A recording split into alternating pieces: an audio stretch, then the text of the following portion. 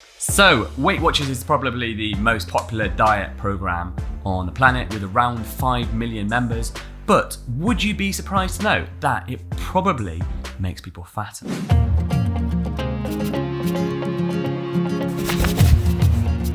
So, Weight Watchers tries to simplify the dieting process with a simple system to follow, which is their points counting. However, it misses out some major steps that you really need to have long-term success with your diet. So the way that Weight Watchers works is that they allocate points, different points to different foods. So theoretically, higher calorie foods will have more points and lower calorie foods will have fewer points. And you have a target calorie allowance per day to hit. So you should be keeping to that or under that.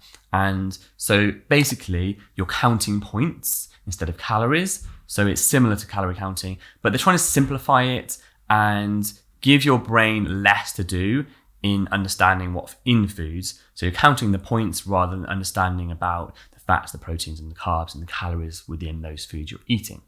So with those points is the idea of just spending, just as you would in the shops, with money. So you have a certain allowance per day and you're spending those points on certain foods of your choice. So one thing I've often seen people criticize with the Weight Watchers point system is that some foods are 0 points. So you can eat as much as you want of them. And while some of the foods on the list are fine, well, they're not fine because every food has calories in them, but it includes things like potatoes, I think whole grain pasta, and some things like that, which, as you can see, like you can definitely overeat these things, and they're just hoping that you feel full enough that you're not going to. Because all foods have calories, and they definitely all count. So even if a food has 0 points with the Weight Watchers system, it's still going to count. And you can still overeat on it if you want to. They're just hoping that you're not going to and you feel full from eating those foods. But as we know, we're all humans, we emotionally eat, and quite often we are overweight for reasons around portion control. So having 0 points foods could cause problems for some people, especially if all the foods they're choosing are these 0 points foods, so they can basically eat unlimited amounts of them. So my biggest problem with Weight Watchers is that it's just a plan. It's just like, here you go, follow this is your plan. So it's like going to the doctor with a headache or something and them saying, here you go, here's some medication. Why have you got the headache? When you stop taking the medication, will the headache come back? Have you got some sort of more serious problem? What's going on in the background? So with your weight loss, like, why have you gained weight? Do you have emotional eating? Do you binge eat? Do you lack motivation? Do you lack knowledge and skills around food? Do you have any like self-sabotaging things? Are you scared of failing? Do you have other reasons for being overweight? So there's so many different things to solve here. And just giving a plan, yes, you may be able to follow it for a while, but what happens when you stop following it? The other big thing with a plan, I've mentioned this in another video, I'll post it up here somewhere, is that plans are black and white. So with something that's very black and white, you're either doing it or you're not doing it. And that is a huge problem when you're trying to lose weight. Creating a plan to follow creates the perfectionist mindset. And so when you can't be perfect, you don't do it at all. And the problem with that is quite often it's very difficult to be perfect because perfect just doesn't exist. So maybe, yes, when you're locked away at home and have all your meals prepared and all sorted and you've got food in the house, you can kind of be perfect. But what happens when you have a busy day, when you're out, when things happen outside your control? Your mind is like, oh yeah, I can't follow it today, so I'm just going to go on and do what I used to do, or just eat like how I want to eat for a day and go back on it tomorrow. So you kind of have days on and off your diet where you can see if you do that, you're not going to make much progress. And also, you're labeling foods as good and bad because of the point system. And so it creates that mindset of, again, black and white. I can eat this, but I can't eat this. And when you eat something that is kind of labeled as bad, you're thinking, oh, I've gone off my diet today again. And your brain's like, yeah, let's start again tomorrow. Just continue how you're eating today. Eat whatever you want because you're going to go back on a diet tomorrow. So indulge a bit and then we'll start again tomorrow. And this happens all the time. So you can really see, like, this is not going to get you progress over the long term. It's when we introduce rules, like rigid rules around your diet, it creates the checking mindset. And that keeps you stuck where you are. And I've got a little analogy to explain that. So let's say I have a plank of wood and I place it on the ground, so on the grass, on the solid surface. And it's about 2 meters long and about a foot wide. And I say to you, your task is to walk from one end of that plank of wood to the other without falling off. And I say to you, I bet you £100 that, well, whether you can do it or not. If you can, I'll give you £100. If you can't, you give me £100. I'm pretty sure you would say, yeah, that's a pretty easy bet. I'll take it. And so you take the bet, and what you do, you stand on one side, you look forward, look at where you're going, and just walk across the plank. No problem at all. And I'll give you £100.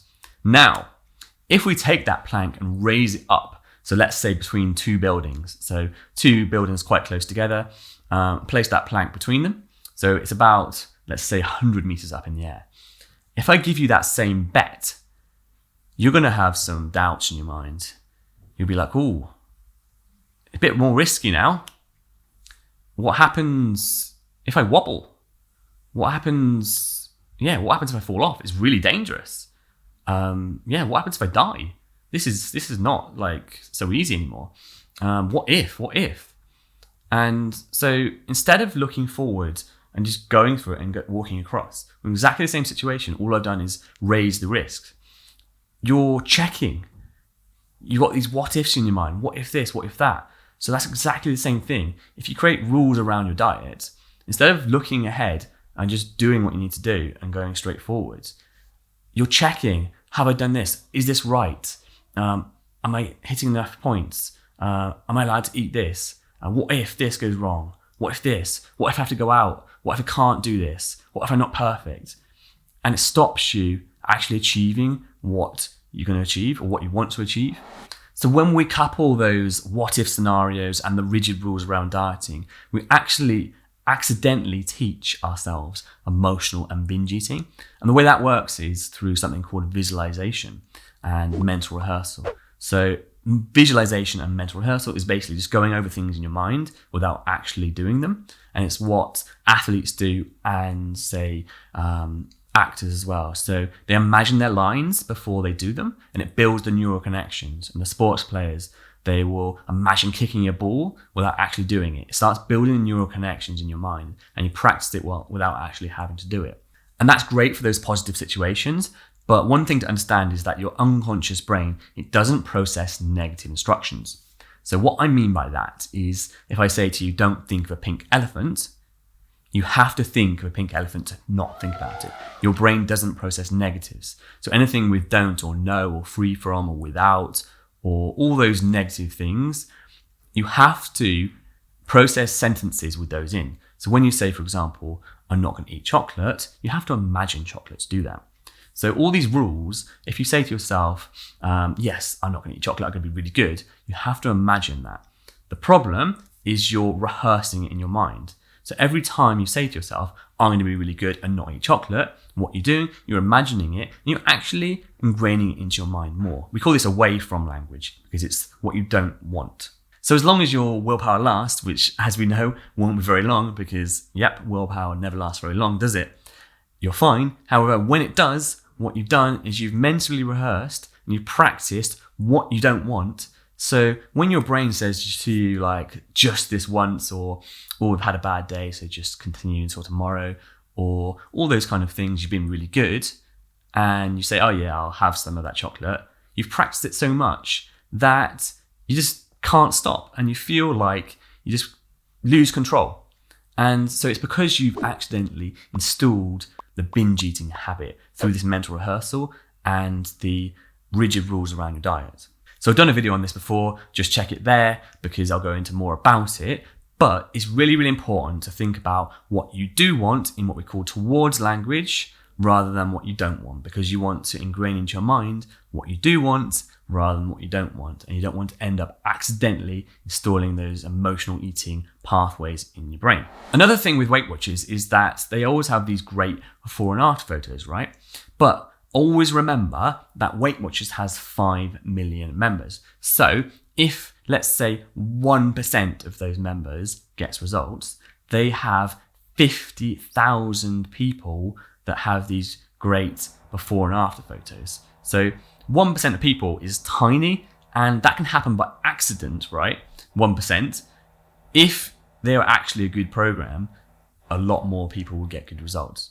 And so with these before and after photos as well, you have to ask yourself, yes, this is the before and this is the after. where's the after photo? Because when they sort of finish the diet, and remember I said about black and white, what happens after? What have they learned about food from counting points and free foods and restricting themselves? Usually nothing. So when they finish, they are kind of left to their free reign and don't know what to do. They've installed binge eating through restricting foods and the rigid mindset and end up gaining a load of weight back. So as a quick summary, you can see I'm not a fan of the Weight Watchers diet because of the reasons I've explained. And it just lacks so much that you need when you want to transform your body, because most of it comes from your mind. And so if we categorize what you can do for weight loss into two different things, we have the external things, which is your diet and your exercise. Then you have the internal things, which is what's going on here. As you know, most things are from your mind because you make the decisions to do whatever you do in your diet, in the diet and exercise. So that is all the things, like from motivation to the emotional eating to anything that you might self-sabotage yourself with, anything like your beliefs around food, your skills around food, your knowledge, all those kind of things that you need to learn and change and practice to get better and be able to maintain your weight or actually make the progress you want to make to lose the weight. And also knowing and understanding that weight loss plans should not be black and white. It shouldn't be a plan, it should be more of a structure, because like I said, with something that's black and white, you're either on or off it. It needs to be something that's more grey. So you're always doing the best you can in the moment, depending on your situation. And you're never on or off. You're just doing as best you can because anything is better than nothing. And perfection doesn't exist. So you're never going to hit perfection. And so just somewhere on the scale of black and white, 0 to 100, rather than 0 or trying to be 100, where it's almost impossible to be that perfect. And just another thing to add on to that, the internal self-worth as well. So if you don't feel you're enough, so all the problems that creates, including the neediness and the seeking validation from external things like compliments or being accepted to feel enough. And that's another really big thing to work on that all these programs, including Weight Watchers, just don't work on. So I'm curious, guys, have you tried Weight Watchers? Let me know down in the comments. I'm really curious. Let me know your thoughts. Have you made any progress? Do you think it's actually good? Do you think I'm wrong? Let me know down there in the comments. And as always, like, share, and comment. It helps people see this video, these videos, and helps get this information out to the people that need it most. So see you in the next video.